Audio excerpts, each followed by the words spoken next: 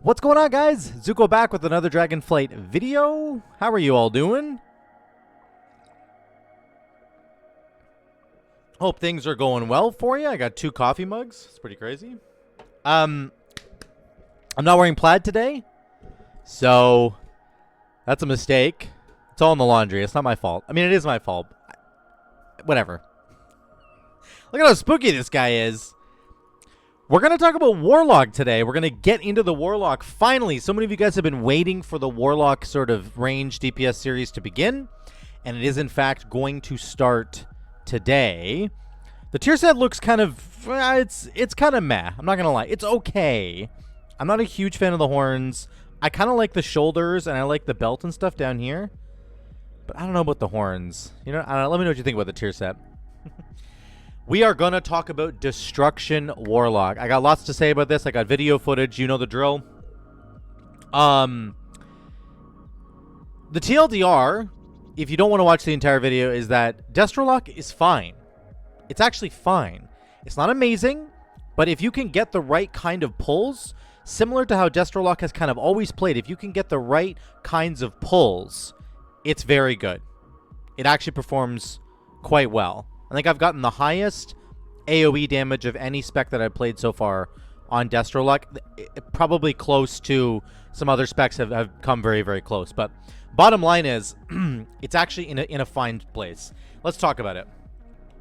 So, first of all, Warlock in the class tree just has so many tools. It's actually very similar to Shaman. And the survivability for Warlock is, of course, legendary. I'm not going to spend too much time talking about the class tree because a lot of you guys already know kind of what's here, and really I do want to spend more time on the build. But one thing that's really amazing that Warlock has picked up is Burning Rush. It was something that used to compete on talent rows before that never used to compete, and now we get to have it for free. And it's very, very good. Also, you can get Fiendish Stride, which is actually kind of busted in my opinion. I'm not even sure why I don't have 2 ranks of it. I should have 2 ranks of it, but the point is, this reduces the damage that you get dealt by Burning Rush by 50% if I had 2 ranks into it. And Burning Rush gives you even more movement speed. So that means that instead of taking 3% of your maximum life every second, it's only going to take 1.5%, which sounds like a not very much, but it's actually insane. This like doubles the value of Burning Rush. And for Warlock, mobility is really incredible. Like, not so much mobility, like obviously you have Demonic Circle and you're going to have Demonic Gateway, but having a consistent way to move all over the place like quickly is so good. So I love Burning Rush. I've used it a lot, and it's back, and it's not competing for talents anymore, which is really, really good.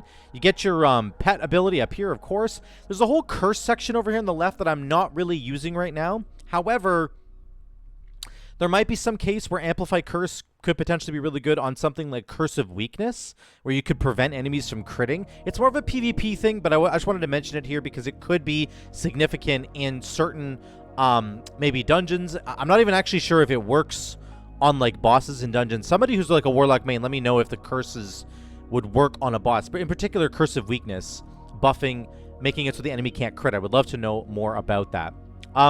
Moving right along, there's lots of defenses, of course. You get Demon Skin and Fell Armor, so your Soul Leech is just like Giga Turbo. You got Shadow Fury for an AoE stun, all very good, of course. Unending Resolve is here, and you get it baseline, so then you just get to take buffs to it. You can obviously get even more damage reduction, or you can reduce the cooldown, which is what I chose to go with. You got some really cool Health Stone tech, so this was from Shadowlands. Healthstone gives you Leech, which is very cool. And then this is really cool. Your Healthstones heal you for an additional 10% of your maximum health. Any part of your raid member that uses a Healthstone also heals you for that amount. So additional healing, which is really cool. Dark Pact is back. It's, again, such an insanely good cooldown, especially if you use it when you've got basically full health. Obviously, that's the best time to use it, so it's really good. And then you can also buff Dark Pact to make it insane. Dark Pact sacrifices only 5% of your current health for the same shield value it would normally give you. So if you didn't have this talent, it would make... I'm not even sure what the health percentage is. It's much higher, isn't it? I think it's 25% of your... I don't know how much it is, but the point is, this talent here makes Dark Pact completely busted because you only sacrifice 5% of your current health, and it gives you a shield worth 34k. So, very, very good. Actually, no, it's 1,000% of the sacrifice health plus 34k. It's even bigger. So, an insane cooldown once again. Now we get closer to the bottom. Lots of Soul Leech, giving you more absorption. We've got an interesting choice node down here, Inquisitor's Gaze or Soul Keeper. I'm not going to comment on these too much because I don't really know how well they function. By and large, my understanding or my experience with Inquisitor's Gaze is that it's kind of meaningless. What was my damage overall? Inquisitor's Gaze, he did like Fell Bolt, so he did 1% of my damage, and that's it. This is including a couple of different things together. I was trying out Aflock. My point is, I don't think this is good at all. Maybe Soul Keeper's better. Somebody let me know if Soul Keeper's actually really good in Mythic Plus, because I have a suspicion it might be. Otherwise, you can take Soul Burn. It's back, and you can buff all your other abilities, of course, if you want to, which is really cool. Or you can take Grim Feast, Drain Life, which I don't really use at all with Destro, so not as significant. Okay? That's the class tree for now. I'm not going to keep going on that because I'll talk about it more in the other Warlock videos. But for now, let's get to the spec side of things.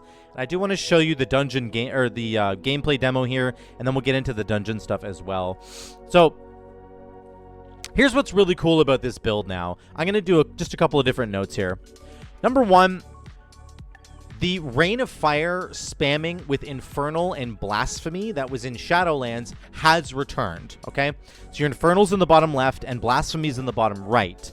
And you can get both of them. And I've actually been trying Reign of Chaos. I think I did like Wilfred's. This is old Wilfred's. It's called Grand Warlock's Design now. But it's essentially the Wilfred's Legendary from Legion, or Shadowlands. So you get the cooldown back on your Infernal, which is definitely the way to go. I think I was trying Reign of Chaos just a second ago on the dummies. So when I did my dungeon run, I actually did this. Here's the setup that I like to do. Here's the basic gameplay loop. You want to drop Infernal, and then you're going to be spamming Rain of Fire because it's going to be triggering this right here, Crashing Chaos. Summon Infernal reduces the Soul Shard cost of your next 6 Chaos Bolts, Shadow Burns, or Rain of Fires by 1, so they only cost 2 Soul Shards. On top of that, over here you got Ritual of Ruin, which is basically saying when Chaos Bolt and Rain of Fire consume a charge of Ritual of Ruin up here, then you get a Blasphemy dude, okay? And again, of course, he generates Soul Shards for you, which is really good, does AoE damage. Ritual of Ruin is this. Every 15 Soul Shards you spend gives you Ritual of Ruin, making your next Rain of Fire consume no Soul Shards and have its cast time reduced by 50%. So basically, in AoE, you drop Infernal, and then you drop Rain of Fire over and over and over and over again. That's step 1.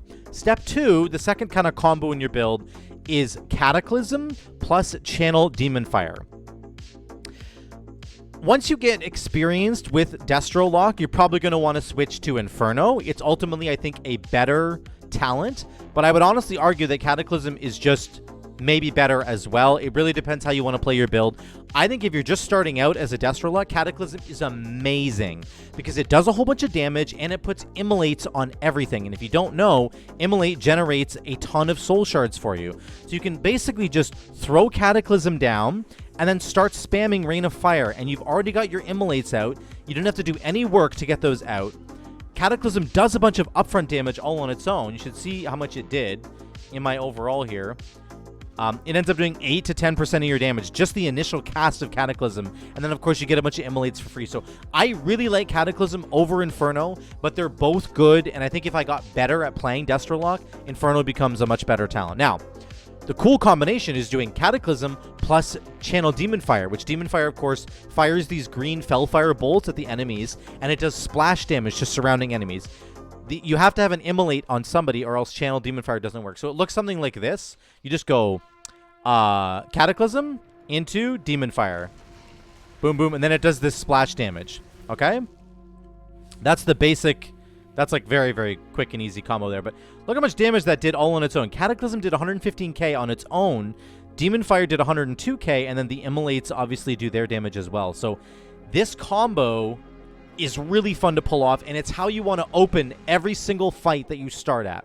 If you have Cataclysm up, you want to throw it down on the ground and then immediately cast Channel Demon Fire. And then you want to be spamming Rain of Fire. That's basically the entire build. You put your Inferno down, you spam Rain of Fire, you get Cataclysm down, you press Demon Fire, and you spam Rain of Fire. That's what you're doing with this whole build in AoE. In single target, obviously, you're doing Chaos Bolt and stuff like that. Now, the third and final piece to this build is that your Incinerate will actually cleave, and that's because we've got, not Flashpoint. Where is it? Down here, Fire and Brimstone. Incinerate now hits all enemies near your target for 25% damage, so very, very good. And then we've got Scalding Flames. I do take Grimoire of Sacrifice because over the course of my dungeon run, my Grimoire ended up doing like 5 to 8% of my damage overall, which was really, really good. So I think Grimoire is actually the way to go. It did more damage than if I had my minion out. Just put it that way, okay? So let me show you the rotation. It's actually quite simple. There's nothing really to it. Like I said before, throw Infernal down, do Rain of Fire. We're going to start with Cataclysm into Demon Fire, and then we're going to go from there, okay? This is kind of how your opener is going to look in every Mythic Plus dungeon. Cataclysm, and we're going to go Demon Fire, and we're going to go Infernal into Rain of Fire, and here we go. You're just going to keep getting procs on Rain of Fire. You want to fill with Incinerate. Fill with Incinerate, and then do Rain of Fire. And you're basically never going to have to press Immolate because your Channel Demon Fire is going to extend all your Immolates that are on the enemies. Okay? That's really important to remember. By the time you've done Demon Fire twice, your Cataclysm's back, and you can reapply all of your Immolates. There we go. We got our Immolates back, and then we're continuing to spam Rain of Fire. Okay?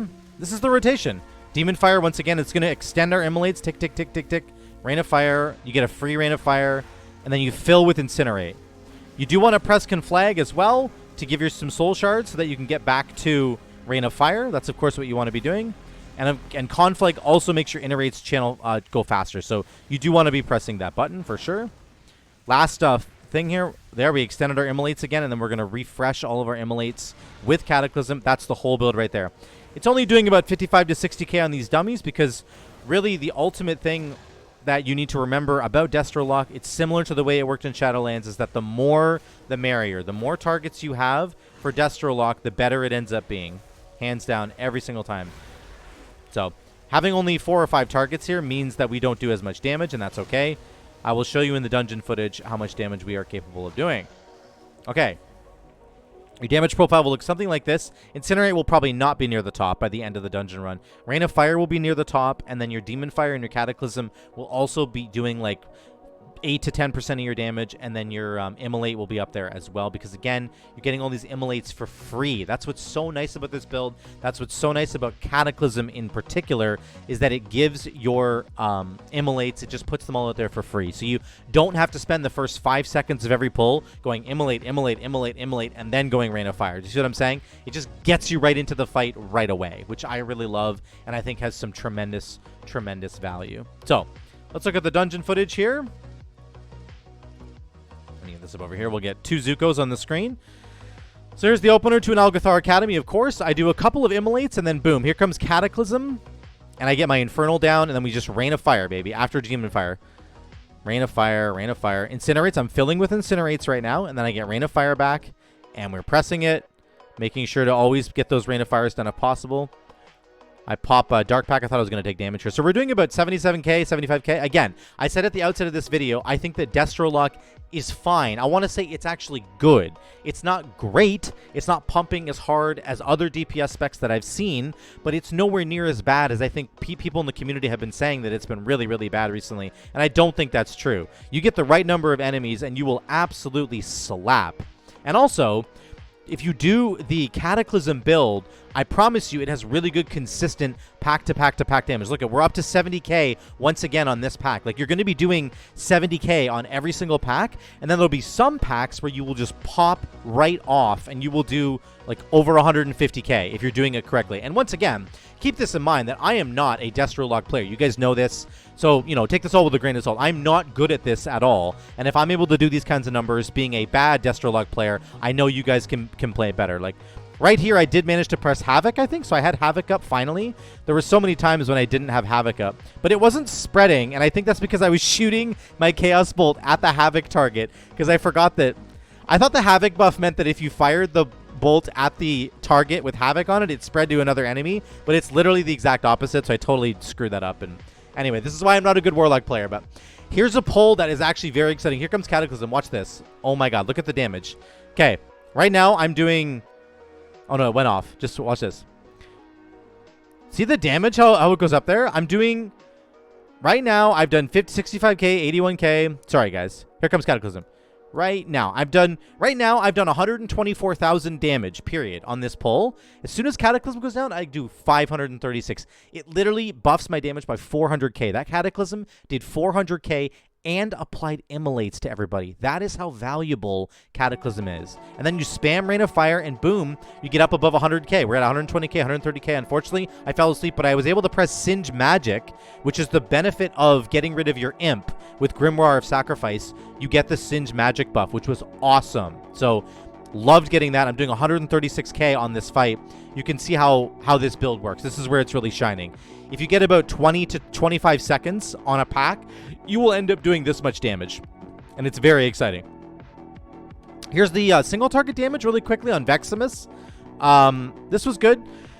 Again, it's very similar, except instead of pressing Rain of Fire, you're pressing Chaos Bolt. And make sure to conflag before you do your Chaos Bolt to give it more cast time.